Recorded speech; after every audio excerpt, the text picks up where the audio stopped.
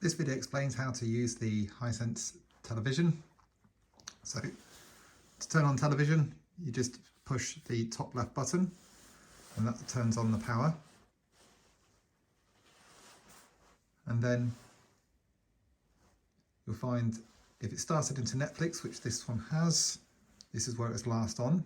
And to choose a program in Netflix, you just use the up and down arrows and you can scroll and pick anything you'd like and just push the OK button and then you can get it start playing. If you wish to go back to the main television, you can exit this, should we say, by just pushing the exit button, and that is located just here. And then you just say yes.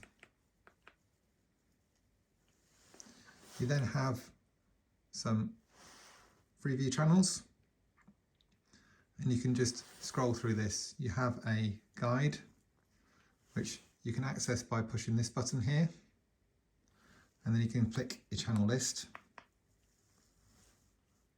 and you can just select, or you can go back, and then you have the actual program guide that shows here everything that's going on. To turn off the television, just push the power again, which is just here. And that's how to use the Hisense TV. Thank you.